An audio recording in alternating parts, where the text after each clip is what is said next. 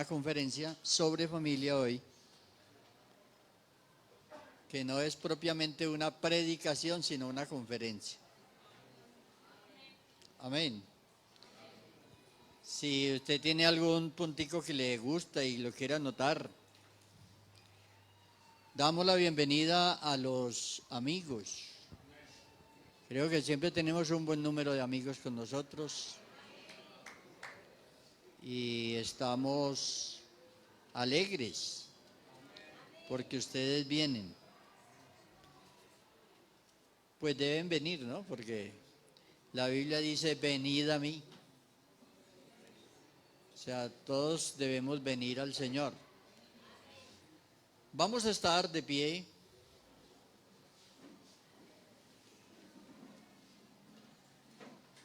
Y oramos en esta mañana. Ya hicimos una oración, la dirigió la hermana Melba. Hizo una oración por las familias. Pero yo no sé si usted quiere orar por la suya. Sí, quiero orar por la suya. Tenemos familia, tenemos hijos, y es un buen momento para hacer una oración por la familia. Usted sabe que la familia es la que lo recibió usted el día que nació. ¿Quiénes estaban ahí ese día? ¿Sabe quiénes estaban ahí? ¿No le han contado? ¿No le han contado quiénes lo recibieron a usted? Nosotros no caímos en un aguacero. Nosotros no caímos en una granizada, pues que caímos de arriba, no. Nacimos y nos recibieron, ¿cierto? ¿Se alegraron o se asustaron? Creo que se alegraron, ¿cierto? Y hasta dijeron que usted era bonito. Hasta se atrevieron a decir eso. Así que todos nacimos en una familia, ¿cierto? Nos recibieron papá y mamá, o la mamá sola, o estaba la tía, alguno, pero ahí estaba la familia. Así que vamos a orar por esa familia que Dios nos dio. ¿Está contento con ese apellido? ¿O quiere cambiárselo? Bueno, entonces demos gracias a Dios por esa familia porque nos recibió, nos ayudó, nos educó y ahí vamos, ¿cierto? Amén. Levante su voz y dígale gracias, Señor, por esa familia. Señor Jesús, gracias te damos en este día, Señor, por tu presencia que está con nosotros. Y gracias, Señor, por esa familia que nos regaló, esa familia donde hemos nacido y hemos crecido, sus padres, esa compañía que nos ha regalado, Señor. Gracias te damos, Dios Todopoderoso. Y te pedimos, Señor, que nos bendiga siempre y que bendiga nuestra familia. Gracias te damos, Señor Jesús. Amén. Amén. Vamos a hablar sobre el origen de la familia. Si quieren se sientan. Ahí sentados leemos la palabra. Abra su Biblia. ¿Todos trajeron Biblia? Dijo alguien una vez, o si no, hágase al pie de un cristiano.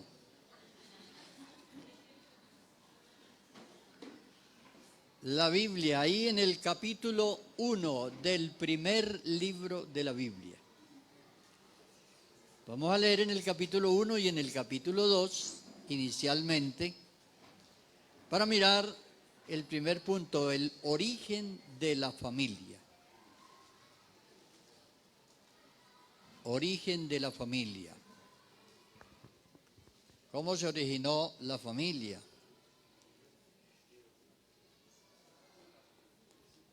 Uno 26 de Génesis. Ahí comienza. Dios creó al hombre. Dios creó al hombre. Entonces dijo Dios, hagamos al hombre a nuestra imagen, conforme a nuestra semejanza, y señoree en los peces del mar, en las aves de los cielos, en las bestias, en toda la tierra, y en todo animal que se arrastra a la tierra.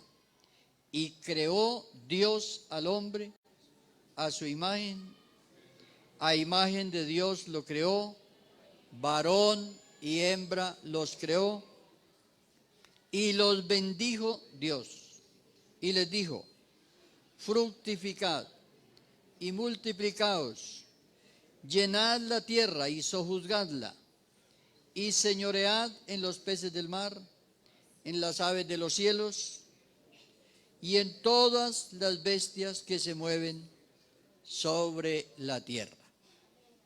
Bueno, vamos a ver qué es lo que nos dice, que la palabra del Señor nos dice algo. Este es un relato, pero en este relato está la palabra de Dios. Lo que se llama la palabra de Dios es lo que Dios nos dice. Lo que Dios nos dice a nosotros. ¿Qué nos dice este texto a nosotros? ¿Qué nos dice? Que sea para nosotros, que sintamos que nos lo dice. ¿Qué nos dice?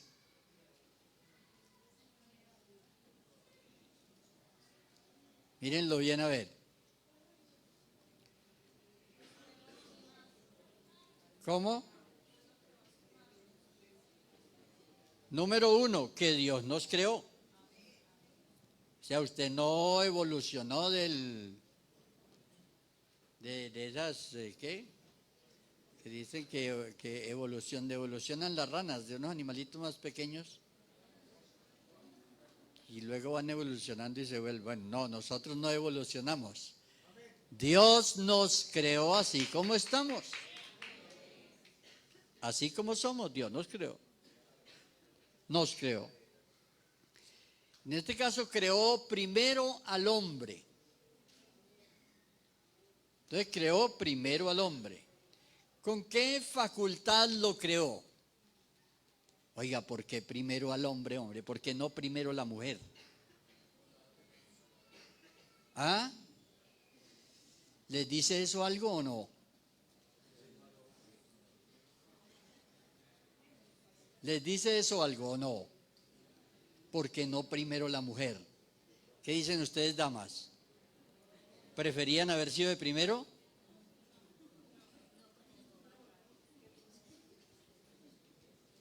¿Y salir ustedes a trabajar?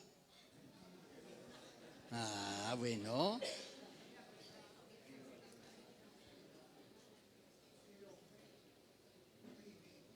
Bueno, entonces fíjese que hay detalles, ¿cierto? Detalles interesantes. ¿Por qué primero el hombre? Creó Dios al hombre y lo creó a su imagen y semejanza. Luego hay una reiteración en el versículo 27, donde dice, varón y hembra los creó. Vea, les voy a explicar algo y espero que estén atentos para que lo puedan comprender. Vamos a leer lo mismo, pero lo vamos a leer en el capítulo 1 y luego lo vamos a leer en el capítulo 2. Son dos tradiciones diferentes, de las cuales se escribió el Antiguo Testamento. La una se llama la tradición eloísta y la otra se llama la tradición yavista. La una dice Dios y la otra dice Jehová. Estas tradiciones venían la una de las dos tribus que se quedaron en el sur de Israel. Y la otra tradición venía de las 10 tribus que quedaron arriba. ¿Se acuerda cuando Israel se dividió? A ver, los que han leído la Biblia. De que uno de los hijos de Salomón, Roboam, bueno, se dividió Israel. y quedaron 10 tribus arriba y 2 abajo. Entonces les voy a contar la parte histórica. Cada uno desarrolló una tradición sobre la creación del hombre y la creación. Entonces los 10 de arriba dieron su punto de vista sobre la creación. Y los 2 de abajo dieron su punto de vista. La tradición de las 10 de arriba está en el capítulo 1. Y por eso no dice Jehová, sino Dios.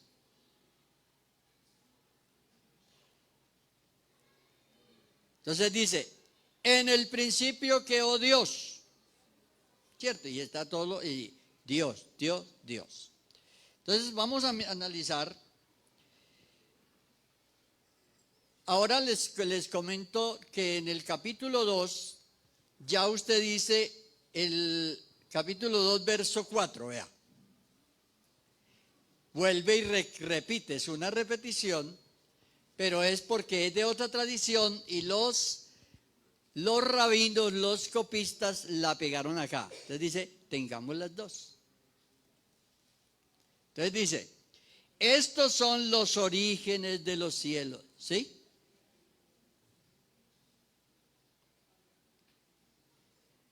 Fueron creados, bueno, tal, toda planta, todo. Y esta también da una versión sobre la creación del hombre y de la mujer, pero es más amplio. ¿Qué pasaba con que la primera tradición de la cual depende el capítulo 1 dijera Dios y no dijera Jehová? Porque la palabra Jehová significa redentor. Y ya ellos aquí tomaban a Dios no solamente como el creador, sino como él. Entonces uno lo toman creador y esto lo toman ya como el redentor. Es el mismo pueblo, pero son dos tradiciones. Bueno, entonces, ¿de qué nos habla este texto que leímos, estos 3 versículos? Dios creó el hombre a su imagen y semejanza, para que lo representara en la creación.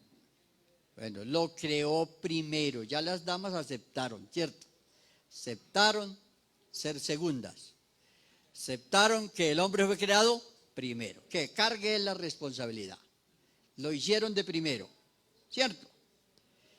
Entonces le delegó Dios la responsabilidad, la autoridad.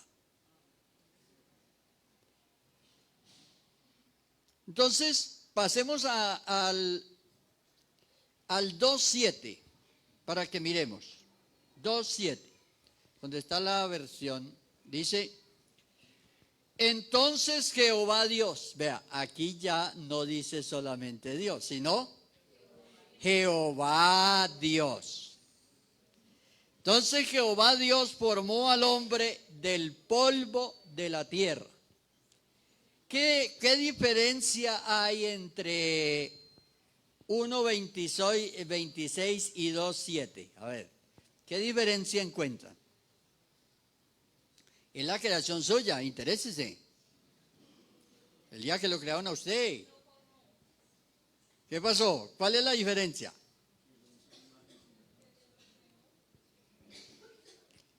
Es más explícita, entonces Jehová Dios formó al hombre del polvo de la tierra.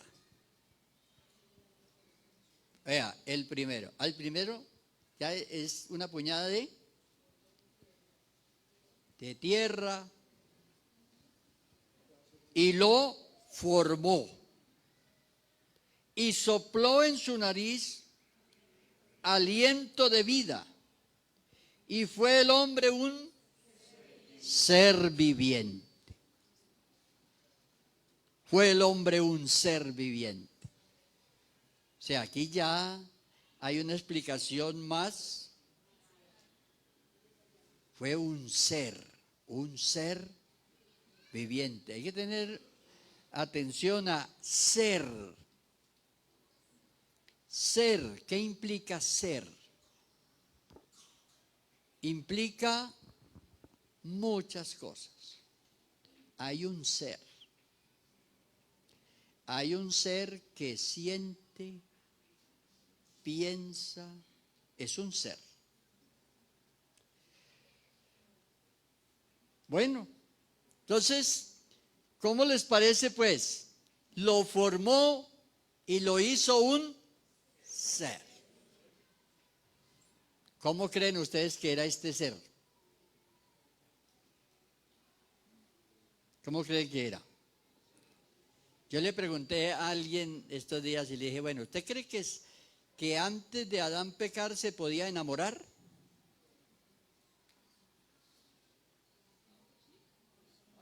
¿Qué dicen? Se fueron. ¿Qué dicen? A ver, ¿se podía enamorar? Antes de pecar, antes de pecar. No, era divino. Ok.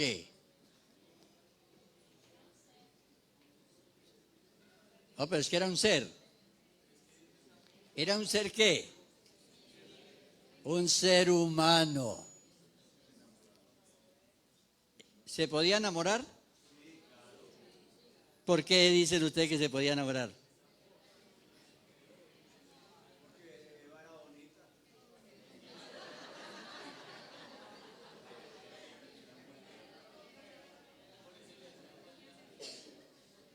Allí está discutiendo la gente de todo, ¿verdad? Están pensando.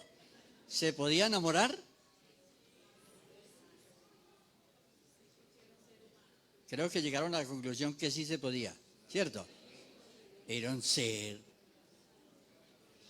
Bueno, entonces, vamos a ver otra responsabilidad que Dios asumió y otra responsabilidad que Dios le dio al hombre. Verso 8, donde Dios le crea un espacio al hombre. O sea, el ser humano necesita un espacio, ¿cierto? Ese ser necesita un espacio. Quiero que vayan mirando los principios que encontramos aquí. Porque aquí hay muchos principios que están presentes en la familia. Entonces dice, y Jehová Dios plantó un huerto en Edén, al oriente, y puso allí al hombre que había formado. No es solamente que lo creó, sino que el hombre necesita un espacio. O sea, ese ser necesita un espacio, necesita un ambiente.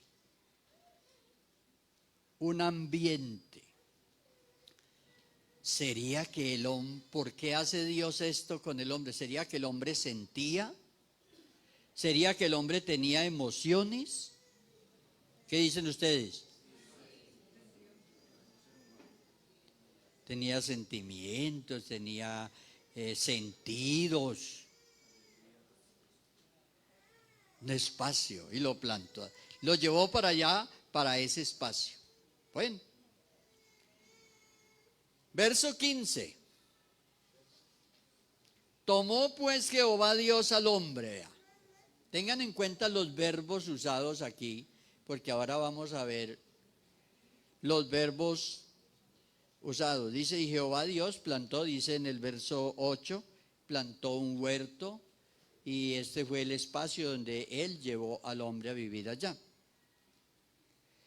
En el verso 15 dice, tomó pues Jehová Dios al hombre. Se tomó pues, aquí está, eso tiene un clima de progreso en lo que está diciendo. y lo puso en el huerto de Edén para que lo labrara y lo guardase. Oiga, ¿qué propósito hay aquí? ¿Qué encuentran ahí?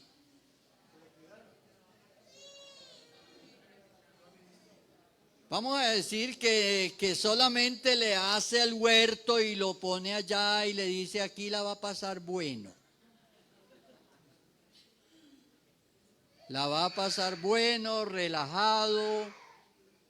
Pero ¿qué pasó ya en el versículo 15? ¿Qué pasó? ¿Cómo así que hay que trabajar? ¿Cómo así? Mire, con esto es que la persona, a medida que va creciendo, se va encontrando.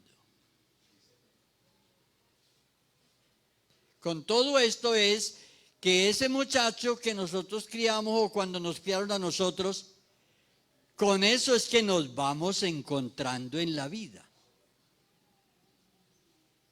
¿Cómo así que hay que trabajar? Lástima que llaman los adolescentes para arriba, ¿cierto? ¿Cómo así que hay que trabajar?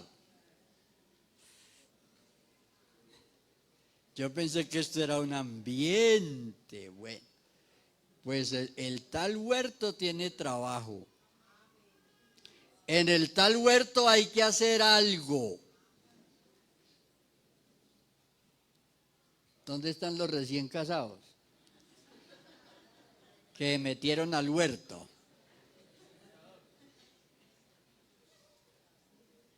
El tal huerto tiene trabajo. Muy bonito el tal huerto, ¿cierto? Pero hay que trabajar. Para que lo labrase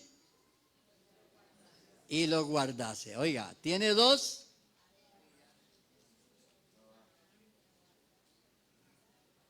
Trabajar y cuidar. Bueno, para esto el hombre tenía que estar capacitado. Capacitado, ¿cierto? ¿Qué sería lo que al hombre le ayudaría para él mantenerse? Hasta aquí el hombre tiene vida y no tiene problemas, no hay problemas, hasta aquí no hay problemas, ¿cierto? Yo creo que iba a trabajar y no se cansaba, no se cansaba. Pero esto está condicionado a algo ya. Ahora viene otro verbo, y mandó Dios, vea. Y mandó Jehová. Y van a encontrar que dice Jehová Dios. Que está diciendo Dios es nuestro redentor. Y ya está incluida la redención. Y tienen a Dios como el redentor. Y mandó Jehová Dios al hombre diciendo.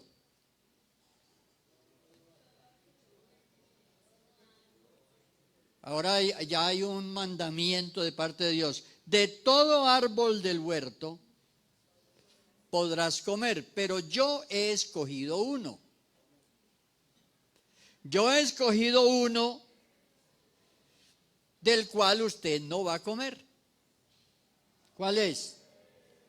Mas del árbol de la ciencia del bien y del mal no comerás, porque el día que de él comieres, ciertamente morirás. Y aquí ya viene, o sea, para el hombre vivir está condicionado ¿a qué? A obedecerle a Dios. Ya la vida del hombre está condicionada a obedecer. Hermanos, esa es la palabra clave en la relación con Dios. ¿Oyó? No la olvide. Grábesela. Obedecer. A Dios no le interesa tanto los sacrificios, sino la obediencia. Obedecer, obedecer, obedecer. O sea, que el ser humano le obedezca a Dios. No tratemos de cambiar eso, de yo le doy a Dios esto, pero no le obedezco. Porque eso no funciona. O sea, con Dios es obedecerle a Él. Entonces aquí viene ya donde Dios le dice al hombre, bueno, vas a obedecer o te mueres, te mueres. Entonces cuando el hombre no obedece a Dios, viene la muerte. La muerte es considerada como la primera manifestación de la ira de Dios. De la ira de Dios ante la desobediencia del hombre. Entonces, tus días serán limitados. Entonces, eso en el mundo, ustedes saben que en el mundo ha habido gente muy mala, ¿cierto? Que hace mucho mal a los demás, pero muchos ya se murieron. Y todo el mundo se morirá. Entonces algunos dicen, pero ¿por qué Dios no coge a fulano y le hace esto? No, es que ya Dios dijo, morirás. Ustedes que tuvieron pues la experiencia de tener a Pablo Escobar como coterráneo de ustedes, ¿cierto? Ahora los que tuvieron en Alemania a Hitler, los que han tenido en esos países o en muchos países gente, estos días no sé si ustedes se enteraron de alguien que murió y él había confesado más o menos 1500 homicidios.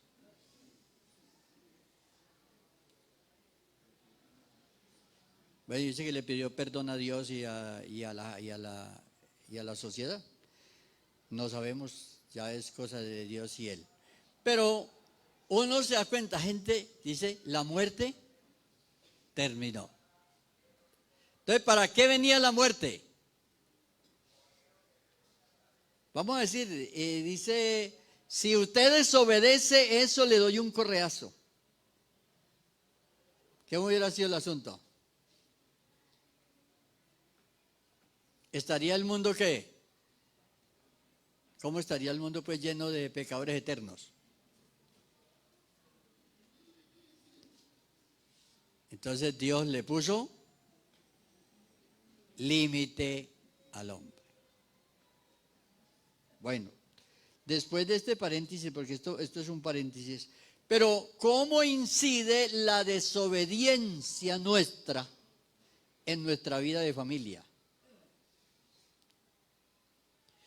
Los problemas espirituales de la familia, y vamos a decir de los esposos, porque uno a veces dice la familia, pero es que el problema no es de los hijos. Los problemas son de los esposos, son los esposos donde comienza el problema en la familia. Hay veces que hay un hijo que dice es la oveja negra y salió con estas costumbres y todo, pero debe tener algún origen. Debe tener algún origen allí, alguna situación, por falta de disciplina, alguna cosa pasó. Pero los esposos son los responsables. Son los responsables del hogar. Y la desobediencia a Dios es lo que está trayendo los problemas a la familia. Es la desobediencia a Dios, la desobediencia. Cuando hay desobediencia a Dios, hermano, las cosas no funcionan bien. El ser humano debe concentrarse en la obediencia a la palabra de Dios. Yo diría que el factor más desestabilizador de la familia actualmente es eso. Cuando el esposo y la esposa son consagrados a Dios, a pesar que sus hijos tengan esas dificultades en el desarrollo de su personalidad, ellos tienen un referente a quien mirar. Tienen una mamá o un papá creyente, obediente a Dios, que ora, que asiste al culto, que va, que persevera. Y así vengan momentos difíciles a los hijos, eso será una luz para ellos. Y tarde o temprano esa semilla sembrada dará fruto. Y ellos vendrán a los pies del Señor. Pero cuando el problema es de papá y mamá, que no obedecen a Dios, no obedecen lo que Dios dice, hermanos, no hay nada que hacer, se desbarata lo que sea. Se acaba lo que sea. Entonces, las familias que están aquí ya con hijos mayores y hijos menores y los que no tienen hijos y van a tener hijos, tengan presente que ellos se lo mirarán a usted. Vea, y ya lo hemos dicho otras veces aquí. Los niños, los primeros 3 años, los niños están aprendiendo a creer. Y a los 3 años ellos ya identifican que hay un ser en el cual papá y mamá ponen la confianza. Hay un ser, hay alguien aparte de papá y mamá, porque ven a papá orando, ven a mamá orando, y ellos dicen, hay alguien. Y aunque en sus primeros años de vida lo asocian, no tienen la capacidad todavía de creer en Él.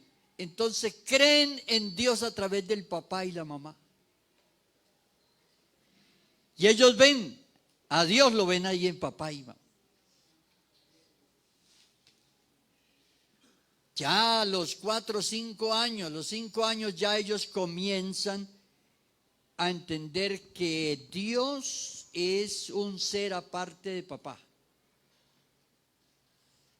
Vea cómo se va desarrollando la fe. Entonces ellos de los 3 a los 7 años, ellos están aprendiendo por imitación.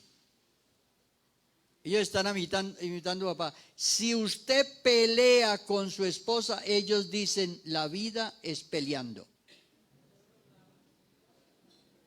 No se lo van a decir, pero ellos entienden así. Ellos dicen, oiga, hay que aprender a pelear. Es lo que les viene a la mente a ellos y al corazón. Dice, hay que aprender a pelear. Oiga, la vida es peleando. Entonces ellos aprenden, o sea, ellos dicen, la vida es así. Ahora, cuando tienen los muchachos la experiencia de ver a papá pegándole a la mamá, entonces ellos dicen, hombre, oiga, una mujer no se debe casar con un hombre, aunque no lo digan, lo piensan. No se debe. Y allá comienzan a originarse ciertas conductas. Entonces ya comienzan cosas inconscientes. Oiga, la vida es peleando. Mi papá le pega a mi mamá le pega a mi papá. Entonces el niño no le gusta eso, dice, bueno, la vida podría ser de otra manera. Y allá nacen esos pensamientos y esas Dicen que allá comienzan a pensar en cosas que después se transforman en esas ideologías de mujer con mujer y hombre con hombre. Si un matrimonio, vea, y está comprado un matrimonio que se lleva, donde hay total respeto entre esposo y esposa, y hay total ejemplo, los hijos aprenden eso. Hay que tener presente que la obediencia a la palabra de Dios, y por eso yo le digo a los amigos que están aquí hoy, y se los digo con todo cariño, nosotros oramos por ustedes, pero la oración que nosotros hacemos por ustedes no es suficiente. Ustedes tienen que convertirse al Señor. Porque la promesa que se dio en Génesis 12:3 dice, benditas serán en ti todas las familias de la tierra, o las familias de la tierra. O sea, eso es pertenencia, es pertenecer al pueblo, es pertenecer, es tener la promesa. No es que yo voy a esa iglesia y hacen una oración por mí y eso ya se resolvió. No, hay que convertirse al Señor, hay que esperar, hay que hacerse dueño de esa promesa que Dios ha dado. En ti serán benditas las familias de la tierra. Se lo está diciendo en Abraham, en la fe de Abraham, en ser miembros. Entonces, por eso, a veces las personas quieren que todo se resuelva con un día que vinieron a la iglesia. Pero eso no es así, eso no se resuelve así. Hay que ser miembros, hay que ser hijos, hay que ser parte. Amén. Bueno, entonces, conclusión de estos dos versículos 16 y 17. ¿Cuál es la conclusión? Obediencia. Obediencia a Dios. ¿Tiene derecho Dios en exigirnos obediencia? ¿Por qué tiene derecho?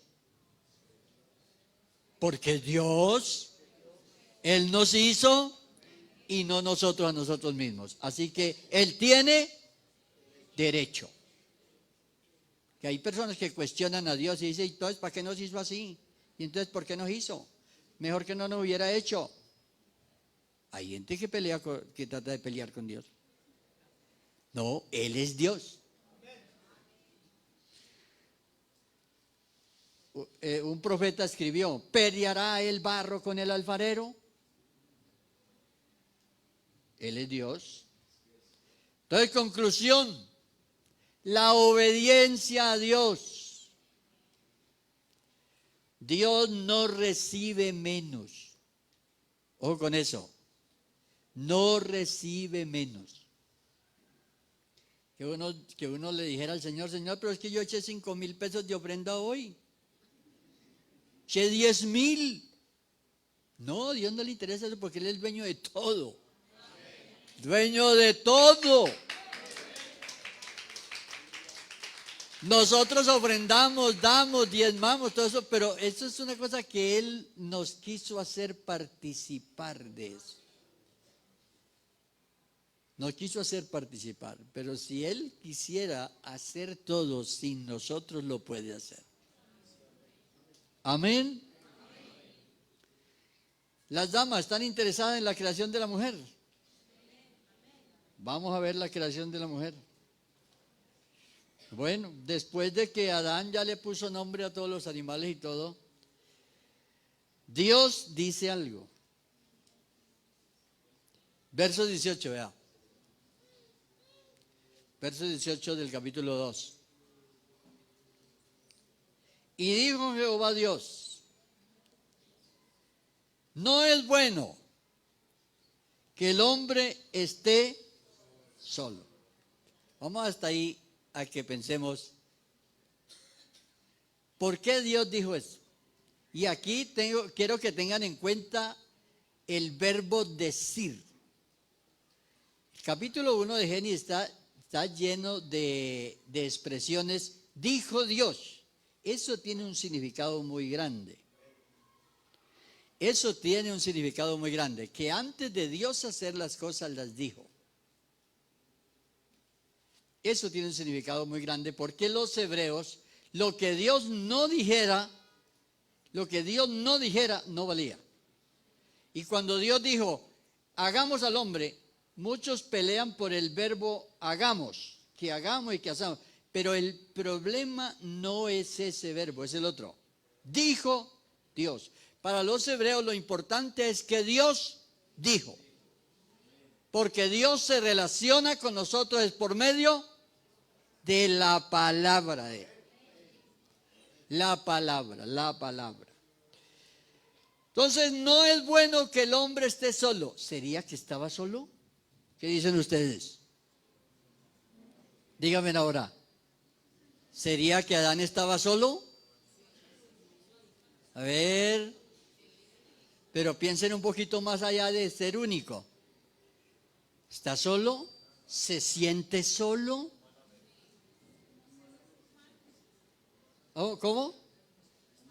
Bueno, ¿tiene emociones Adán? ¿Tiene emociones? ¿Sí? ¿Se siente solo? La soledad es un qué. ¿Qué es la soledad en una persona? Es un estado. Y hay soledad existencial, soledad social, soledad emocional. No es bueno que el hombre esté solo. No es bueno. Y aquí cuando dice hombre, dice mujer. Todos. No es bueno que esté solo. No es bueno. Muy significativo que Dios diga que no es bueno. Hasta aquí todo Dios había hecho que estaba bueno. Vio Dios y era bueno. Hizo Dios esto y vio que era bueno. Y todo bueno. Pero aquí hay una cosa que ya no está buena.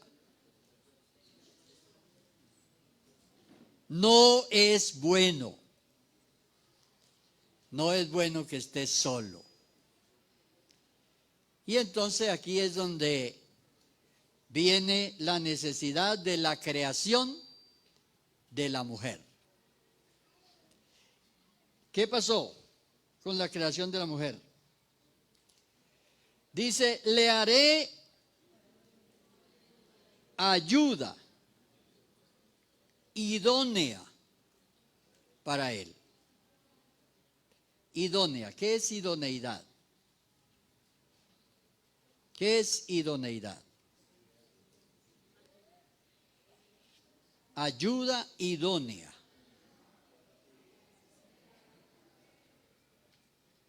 A ver, los solteros están pensándola. Dice, ayuda idónea. Le haré ayuda idónea. Claro. Aquí idóneo tiene que ver con la complementariedad. Le falta algo a Adán, le falta algo. Le falta algo que lo hace sentir solo. Y entonces vamos a ampliar un poquito esto para decirles que esa es otra cosa que nosotros empezamos a encontrarnos por la vida. Empezamos a encontrarnos.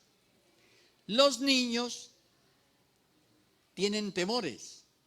Cuando están por ahí de 3, 4, 5 años, ellos no quieren alejarse de los padres porque temen estar solos. Pero se sienten protegidos por los padres.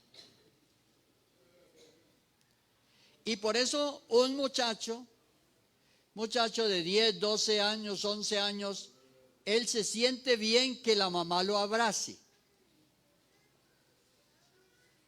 Se siente bien que la mamá lo abrace. Y él hasta ve a las muchachas y todo recostadas en la mamá y todo, porque están protegidos por papá y mamá. Y eso disipa esa soledad existencial. Pero cuando llega el desarrollo de la personalidad, su hijo no puede ser usted. Su hijo no puede ser ni mamá ni papá. Su hijo, su hija va a ser una persona, un individuo. Y lanza el grito de independencia y a crecer solo. Solo. Y entonces comienza a alejarse. Comienza a alejarse y comienza a vivir una soledad. Ojo con eso. El muchacho comienza a vivir una soledad. Y es cuando comienza a sentir una necesidad de, pero él no sabe. No sabe ni qué, entonces se refugia en amiguitos. El amigo, ahora depende del amigo que se consiga. La influencia que ese amigo va a tener sobre él. Pero él está experimentando ¿qué? La soledad. Los que tienen hijos pequeños, prepárense para eso, porque va a ser así. Entonces, ahí viene el acompañamiento de los papás. Ahora, a acompañar ese solo. Acompañar ese que está sufriendo de la soledad. Es una soledad existencial que lo va a llevar, vea, lo va a encaminar a conseguir novia y a llegar ¿hasta dónde? Hasta donde llegó usted. A casarse y a formar un hogar aparte. Y uno se queda mirando y dice, este hijo no era mío. Esta niña no era la niña mía. El niño mío, no era suyo. En esta vida nadie es de nadie. Nadie es de nadie, somos individuos. Y entonces, ¿en qué consiste la alegría ahora? En acompañarlo a crecer. Entonces usted, en lugar de pelear con él, porque hay veces que no llegó la pelea, pelear con ese adolescente porque ellos en su angustia del desarrollo de su personalidad, individualidad, ellos van a tener un enfrentamiento con los adultos. ¿Y cuáles son los adultos más cercanos? Papá y mamá. Ustedes también peleaban, ¿cierto? Bueno, y entonces, qué bueno que hubieran estado aquí los adolescentes para que sepan eso, ¿cierto? Ellos también lo deben saber y conocer lo que les está pasando. Entonces, esa experiencia, no, entonces ahí el papá debe pensar, papá y mamá deben pensar. ¿Qué es lo que usted está formando a partir de ahí? Un ciudadano. Ese hijo que Dios le dio a usted es un ciudadano. Va a comenzar a crecer. Es un futuro papá, oiga, y una futura mamá. Es el trabajo que se hace en familia. Entonces comienza. Ese niño, esa niña tan linda y todo que teníamos y todo, pero ahora creció. Y vino hasta la nostalgia, ¿cierto? Cuando la muchacha le avisa que tengo novio, o el muchacho ya consigue, te dice, este se va a salir yendo. ¿cierto? Entonces, comienza usted a pensar, y tanto que peleé yo con él. Por eso con los hijos no hay que pelear. Los hijos hay que disfrutarlos, ser ejemplo de ellos, son una bendición.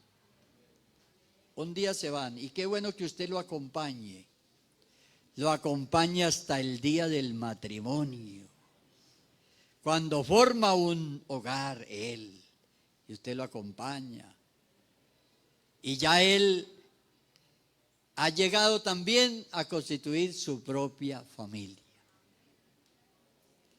Pero esa travesía que hay ahí, de los 13 años sobre todo en adelante, hasta los 19, son 6 años de acompañamiento, de paciencia, que deben tener los dos papás. Con nosotros también la tuvieron.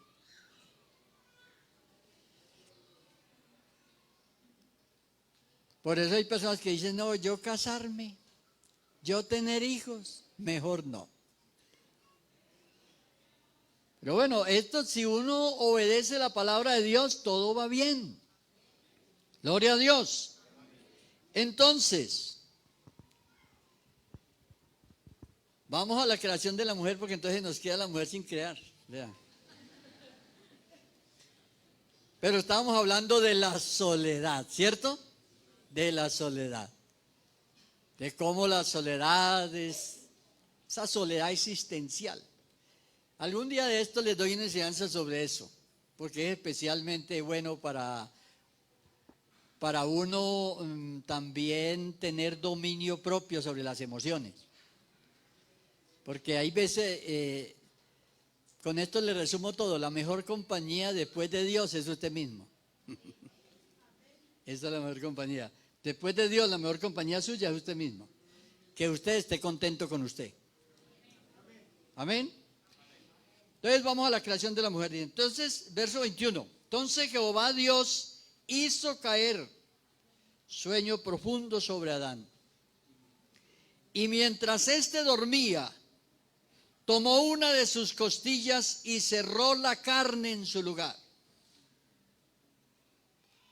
Y de la costilla que Jehová Dios tomó del hombre, hizo una mujer y la trajo al hombre. Una costilla gorda, ¿no? Esa costilla tenía bastante carne, ¿cierto? Porque si no hubiera quedado muy huesuda, ¿cierto? Pero no. Y de esa costilla, bueno, ¿cuál es la diferencia ahora entre la creación de Adán y la creación de la mujer? ¿Hay alguna diferencia? ¿En la forma o qué pasó?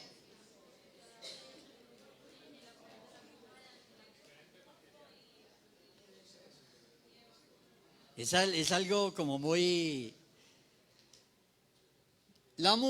ahora ya Dios no toma otra puñada de tierra, porque hubiera podido tomar otra puñada de tierra, ¿cierto? Y decir, bueno, vaya a hacerlo. Pero hubiera quedado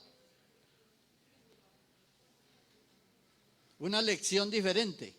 La lección sería diferente de que la mujer era un ser separado del hombre. Pero toma de la costilla y saca. Ahora tomas un pedazo de Adán. Oiga. Entonces, esa mujer que tenía ahí el pie es un pedazo suyo. Un pedazo. Tomó un pedazo de Adán y formó una mujer. Y fíjense que vamos a ver la reacción de Adán. La reacción de Adán. Dice, y la trajo al hombre, la hizo y se la trajo. Cuando Adán se despertó. ¿Sí? Porque Adán estaba ¿qué? Dormido. Así está uno el día que dice, cuando uno está aquí parado y que le dice, promete usted, está dormido. Sí. Amén, sí, promete. está dormido. Despertó Adán. Yo les dije que era una conferencia, no era una predicación. Despertó Adán, ¿y qué dijo? Entonces dijo Adán: esto es ahora hueso de mis huesos y carne de mi carne. Y de una vez dijo: se tiene que llamar varona, porque del varón fue tomada. ¿Cómo les parece la reacción de Adán? ¿Cómo les parece? Esto es ahora hueso. ¿Cómo la vio? La vio igual a él, ¿cierto? O sea, la vio igual, tanto que él dice tiene que ser llamada varona. Vea, ese es un principio esencial en la vida de pareja. Hasta que usted no vea a su cónyuge igual a usted, usted no lo trata con dignidad. Mientras que usted vea a su cónyuge inferior a usted, usted lo va a irrespetar, no lo va a tratar con dignidad. Yo lo que quise era que viéramos los principios que hay aquí sobre el origen de la familia. ¿Por qué está fallando la sociedad hoy día? Porque no tiene presente esto. Ahora sí, para nosotros hoy, la familia actual, la familia de ahí en adelante, verso 24. ¿Qué dice el verso 24? Por esto. ¿Cuál es el esto ahí? Todo lo que hemos visto, lo que Dios hizo, lo que a Dios en su voluntad se le ocurrió hacer. Crearlo a usted, crear un hombre, crear una mujer. Por esto dejará el hombre, vuelve y comienza con el hombre. Dejará el hombre a su padre y a su madre. Y aquí están las premisas, que tiene que haber en todo matrimonio. ¿Cuáles son las premisas? Recuérdelas. ¿La recuerdan? Aquí las enseñamos. Las premisas que hay aquí, subráyelas en el versículo 24.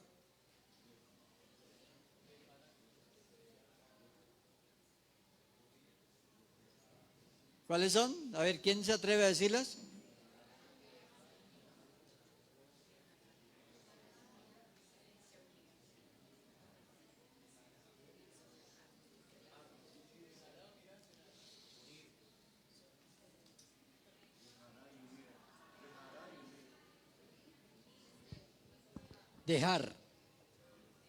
Dejar. El que no deja, no quiere decir que lo abandone, que lo odie, no, que lo abandone, no. Deje a padre y madre. Si no lo deja, si no se separa de su familia y hace su hogar aparte, va a tener problemas.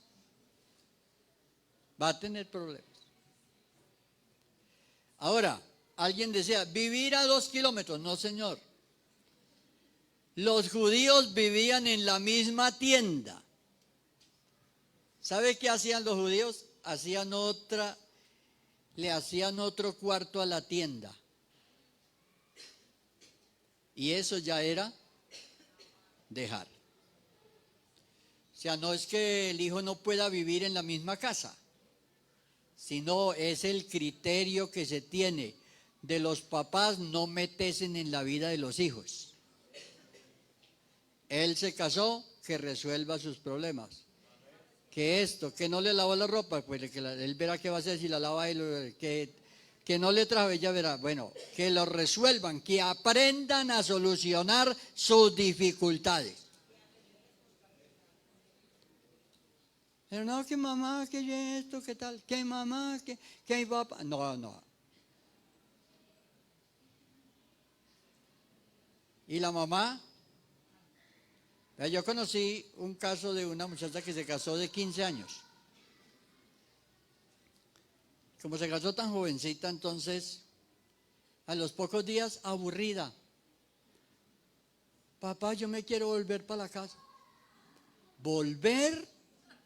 Le dijo el papá, ¿volver? Nada. Vea, y ese matrimonio lleva muchísimos años y está bien.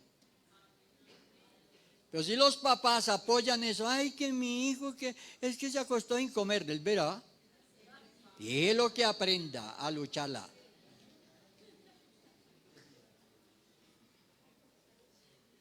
Pero ahí dañan los matrimonios. Porque entonces ellos dicen, no, yo me vuelvo para mi mamá, me vuelvo para mi... No, no, no. Es que usted no se casó, ya se casó. Entonces dejar, unir, ya vamos a terminar. Unir es la otra premisa. ¿Cómo se unen? ¿Cómo se unen? Pero dígame ustedes unos elementos que ayuden a unir. Sí, el afecto, claro, es que ese es otro problema, cuando el uno está enamorado y el otro no.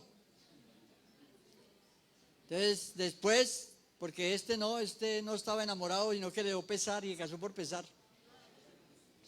Que un pesar porque ella me llama tanto, porque él me ruega, me va a casar por pesar. Y una vez, dígale que no y ya y salga corriendo.